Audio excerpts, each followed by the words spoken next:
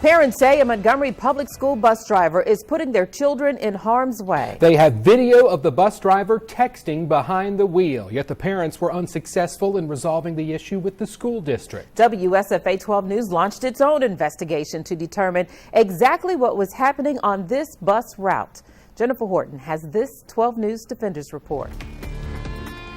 MPS parent Wallace Mills voiced concerns about the safety of his children on bus 1822 on at least 3 occasions, including a meeting with the school administrator.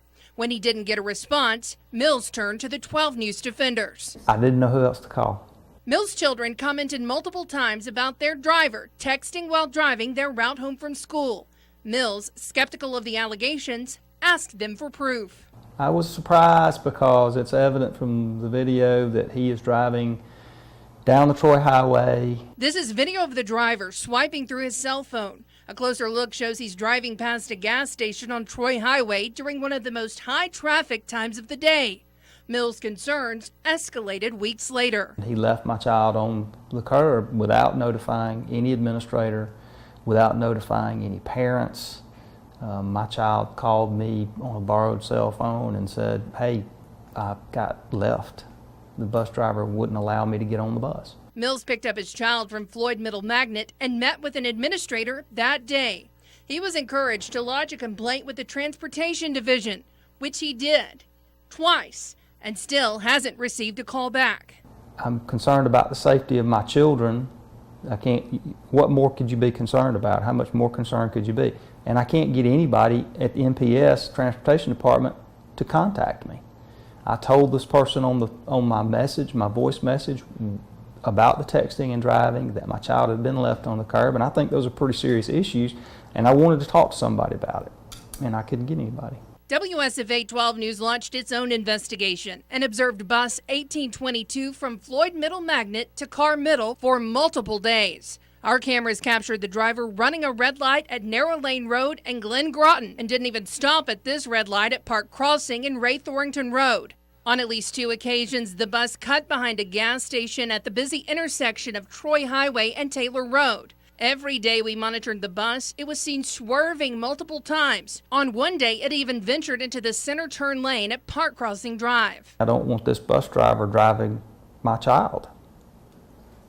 And he probably shouldn't be driving anybody else's children either, unless some kind of remediation can be made. WSFA requested a meeting with MPS to review our findings and video, but the offer was declined after we refused to turn the video over to the district. Following our request for a meeting and interview at the central office, Mills says his children were called to the office with other bus riders to request to see that video.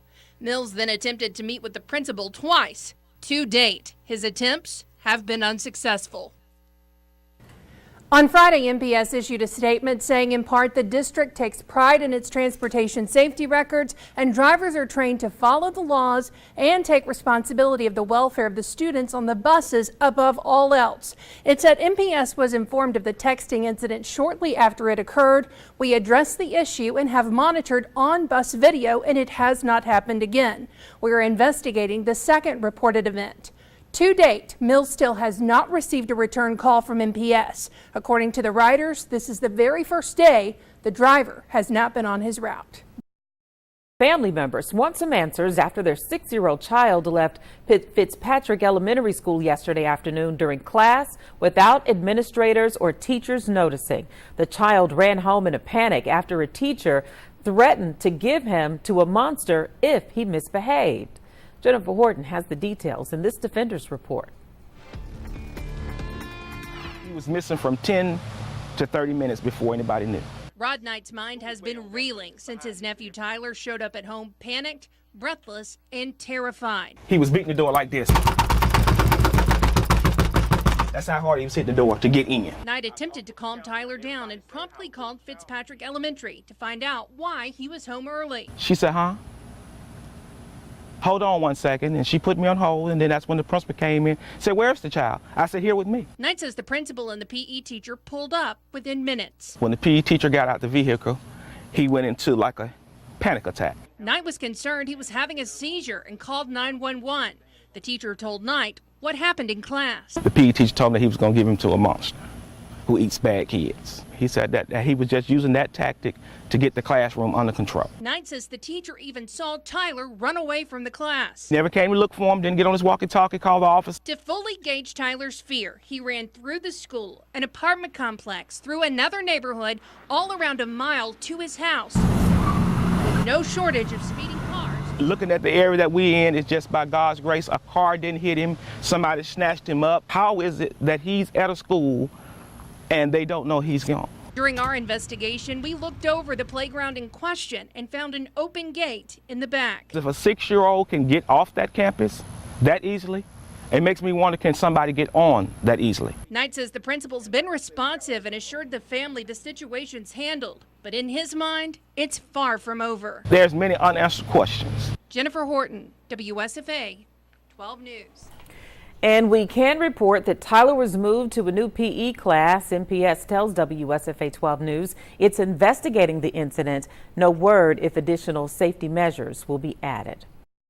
Well, this week marks 1 year since former Montgomery physician Gilberto Sanchez was indicted for operating a pill mill out of his office family practice. Following his arrest, more than a dozen employees have been indicted, including an outgoing lawmaker. Jennifer Horton has been following this story since the beginning. She has the latest information. Behind the brick facade at family practice, prosecutors say Dr. Gilberto Sanchez was operating various health care and money laundering schemes, leasing his private property to patients, even selling cars in the parking lot. And this was only the start of it. He also ran an addiction treatment center out of his practice, so he was not only getting people hooked on controlled substances, he was then getting them off controlled substances. We've analogized that to a bartender running the AA meetings. Assistant U.S. Attorney Jonathan Ross is leading the prosecution in this case, which now has more than a dozen defendants, including 3 doctors, 3 nurse practitioners, a counselor, and other employees. Court documents indicate Sanchez used health care reimbursement claims to private insurance, Medicare, and Medicaid to become profitable, requiring patients prescribed opioids to make monthly visits, undergo a battery of unnecessary tests, and double billing for required counseling visits. Sanchez informed patients that if you're receiving controlled substances from me, you have to see the counselor and undergo sort of mental health counseling while you're on these medications, and that this is a new rule that the DEA is imposing. There was never such a rule. The counselor was purely a money-making venture. Post-indictment, family practice struggled to cash payroll checks. Despite strict court orders, the prosecution determined Sanchez was still involved with the office, sending notes on tests to order and how to file the claims. And the judge found that Sanchez was indeed practicing medicine without a license. A year later, it's still difficult to measure the scope of this case. Ross couldn't disclose the number of victims, but stated Sanchez had about 9,000 patients, many of whom were on controlled substances. As for those who developed subsequent illness or death as a result, I can't comment on specific patient outcomes. Anytime a doctor is writing dangerous quantities and dangerous combinations of controlled substances, as Dr. Sanchez was doing here, there is a risk that a patient can be harmed and that a patient can misuse drugs, can overdose, and that could lead to death. No word if additional defendants will be indicted. Jennifer Horton, WSFA 12 News. A 2-year-long nightmarish ordeal is over for an Elmore County teenager charged with murdering his parents. Madison Holton was scheduled to stand trial this week for double murder, but Monday the district attorney dropped the charges. The DA said there wasn't enough evidence to prove Holton was involved, and it's possible his parents' deaths were the results of a murder-suicide. Tonight, Holton is talking about this new lease on life with WSFA 12 News. Here's Jennifer Horton with a story that's new at 6. Simply watching Madison Holton, it's easy to forget he's not a typical 19-year-old who suffered unthinkable loss and spent his senior year in jail on a $1 million bond. You know, I prayed for it, but I wasn't expecting that. And as it turns out, someone was listening. I'm free, and I actually feel free. I'm not paranoid. I'm not looking over my shoulder, worried about what could happen. I mean, it's just... I feel safe. Hey, who won the game yesterday? The newfound freedom is a stark adjustment from the life he's come to know. I was kind of institutionalized, I would say, because I mean, I grew up in jail. It was hard. It was really hard. to deal with, because being 17 and feeling like, whenever I first got locked up, I felt like nobody was for me. So he turned to God and leaned on his mother's family to get through the darker days. I just want the world to know I'm at peace. And while he's got every reason to have a chip on his shoulder, Horton says he's turning the page. There is something to be mad about, but why be mad? There are a select few police, they know what they did wrong.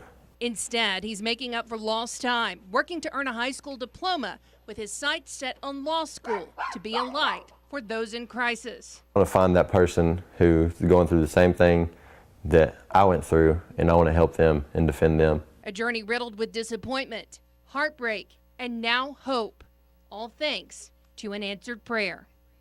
Jennifer Horton, WSFA 12 News. Horton was also quick to condemn negative comments that some people have made about law enforcement following the dismissal of the charges. Now, aside from going back to school, he says he's also looking forward to reconnecting with his siblings.